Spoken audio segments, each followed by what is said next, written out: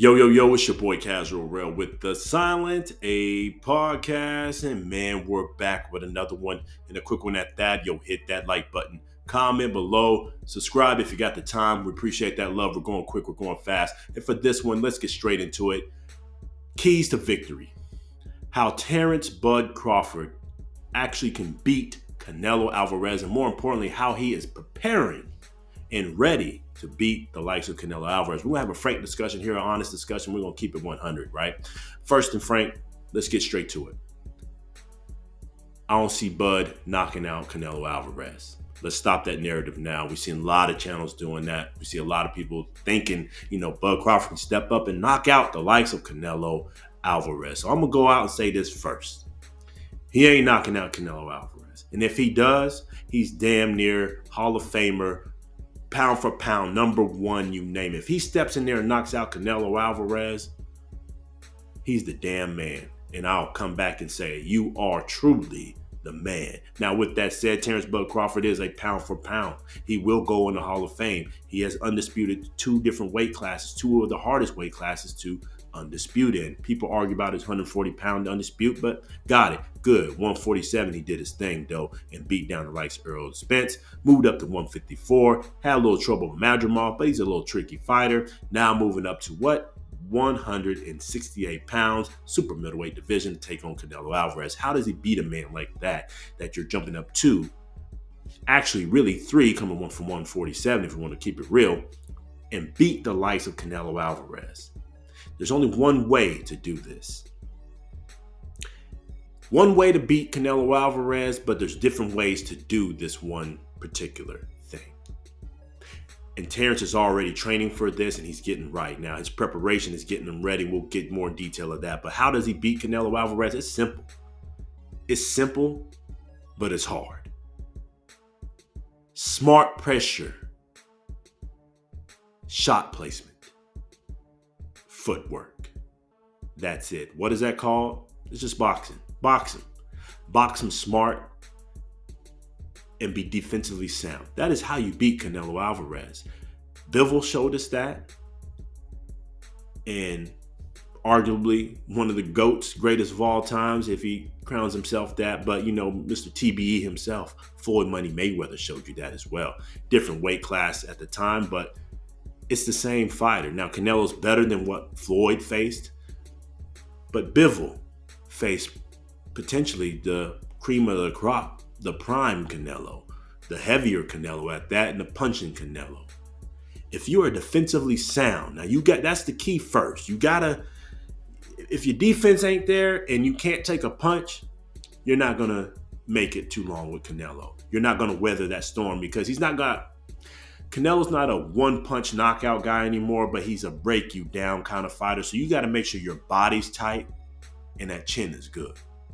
I think Terence is working on that. We'll get more detail in a second, but defense. Bivol's defense and his body was ready for the attack of Canelo Alvarez. Withstood the storm, withstood the shot placement from Canelo because he's a genius at that, where he places his shots to the kidneys, to the liver, to the shoulders, and to the elbows. He will break you down, meaning Canelo Saul Alvarez. Or should I say Saul Canelo Alvarez. If your body's together and your defense is sound, that's step one. But you can't just win off of defense. So let's get back to that smart pressure, that offense. Placing the right shots, the right time to throw off the momentum of Canelo Alvarez is the actual key to victory. Do not try to fight fire with fire. Don't think you're just going to come in there and over pressure him. Don't think you're just going to throw a volume of punches and just throw him off too much. That does not beat Canelo Alvarez. Ask Triple G. Ask Hami Magia.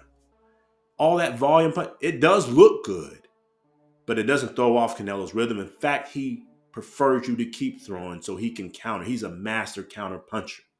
What you need to do is throw off his rhythm and his movement. His footwork is amazing, but he's slow, meaning Canelo Alvarez. So how do you throw him off? Simple. Hit him in the points, right? Points of pressure. His hips, his shoulders, and believe it or not, in his hands. Canelo keeps a high guard, but when he punches, he's going to throw that jab straight out. You throw the jab off key. You punch at his jab or parry it. Punch at his shoulders and punch at his hips when he moves. Floyd Mayweather showed this brilliant. And Bivol kind of implemented himself. When Canelo steps forward, he kind of plots a little bit, but when I said his footwork is immaculate, as slow as he is, and I'm not saying he's like slow, like zombie slow, but he's not that fast, but how he cuts his corners and pressures you into places he wants you to go, that's what makes up for the speed. So when he starts turning you and pressing you forward and coming in with that stalking style, with that high guard, you jab what? His hips. Stop the movement. You move your footwork, turn your angle, and keep him at bay.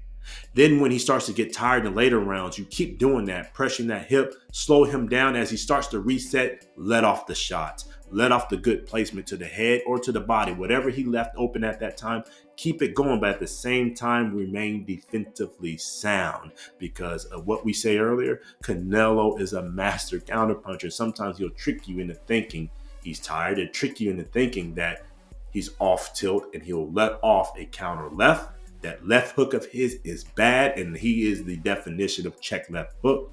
So if you keep that honest with the smart pressure, like we said, go in defensively sound, but lay in the hard thudding shots, get out of there, swim without getting wet, and turn your angles and manage your footwork, you will beat the likes of Canelo Alvarez, and you can beat him via unanimous decision, depending on how the judges feel that night. As long as you got punch placement, defensively sound, don't take too many punches because, again, those punches will break you down, and more importantly, the judges will see those in the favor of Canelo as he's pressuring you. But make sure the body's tight, but more importantly, angle, move, punch, keep him off tilted and off cadence. Now, I said a lot of that, and I said it was simple because it is. It's really simple. Stop him in his tracks, throw off his cadence, and move. And keep punching. Don't rely on just that technique, right? The throwing off the cadence, the boxing smart, swimming out, getting wet, because you will lose that as well. Ask Isler Landa, right? Lara lost that fight to Canelo Alvarez strictly because he depended too much on the boxing and the movement. But he was doing great.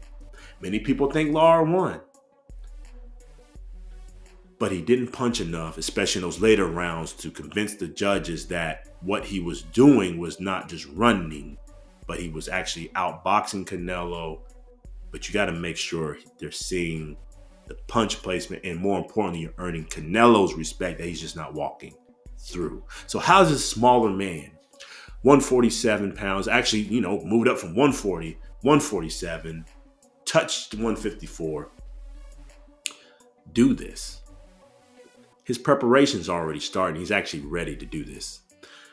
He's already took a year off, damn near a year off by the time this fight happens, right? These last few months, you've seen Terence Crawford gaining weight, sticking to his normal walk-around weight, working out like he normally does now. People don't know this, but Terence is a true athlete. He works out consistently throughout the year. He's a freak of nature. He's got good strength, like good athletic strength. So where he's at right now, he's probably walking around at 170. 175-ish or so. That's his normal weight. So what's going to happen for him, he's already prepped. Now he's just prepping to maintain his walk-around weight, to step in, cut down to 168 a little bit, gain just a couple pounds. He's not going to come in heavy. He's just practicing, sparring, training, working out, increasing his stamina to maintain what he has to do at 168 pounds. That's it. And then after that, implement the boxing game plan and staying out the way, pressuring him, pinpointing him, throwing off the cadence, and more importantly, letting his hands go. Because one thing we do know about Terence Crawford versus what Jermell Charlo did, I think Terence is going to go out on his shield if he has to. He's going to let them hands go. He's going to fight. He loves to fight. He is a warrior. He's not going to run. He's not going to just take a knee and duck off like Jermell did. He's going to let them hands go. So I think he is coming in to apply the pressure. He's already picking sparring partners that have chemistry and history with the likes of Canelo Alvarez. He's prepping his body now. He's going to have a long time to do it. Now, the thing that could throw this off is the fact he don't get a fight in.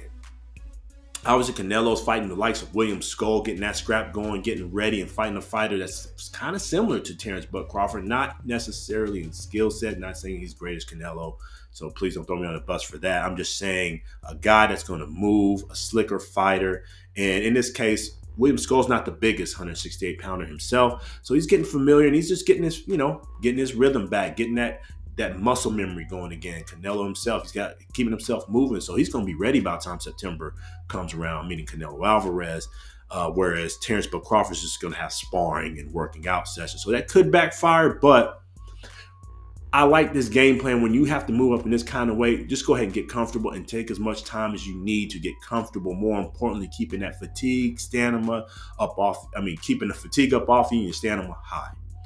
And I think that's what he's doing. He's already prepping for that. His team is smart. They're taking their time. They're going to have plenty of time by September to get ready and get comfortable at that weight. I'm just interested in what the actual game plan. You're going to need about 2 or 3 game plans for Canelo Alvarez. I'm just interested in what they're going to bring. But for our take here, how you beat Canelo Alvarez is like we said, work on them points. You don't have to have a lot of power to beat Canelo. Just make sure you throw him off. Hit him in those points. Hip, elbow, hands. Throw off his rhythm. Stop him in his tracks while he's trying to corner you. Move, turn your angles, and after you stop that cadence and threw off his rhythm, because there's one bad technique that Canelo always does. When his rhythm gets thrown off, where the fighter turns an angle and moves out the way, he drops his hands to reset. It's at that split second, that split moment you let off, move out, and keep doing that enough to where your volume is higher than his, your accuracy is higher than his, and then hopefully the judges see it in your favor. Shout out to Terence Crawford, though, for challenging himself. Man, we talked too long on this. That's our take on this. That's how you beat the likes of Saul Canelo Alvarez. That's how you stop him in his tracks. Anyways, that's our opinion. Hit that like button. Comment, more importantly. We want to hear what you think about this. Can Terence even do this? And more importantly, subscribe. We appreciate that love. It's your boy Casual Rel. Till the next time, peace.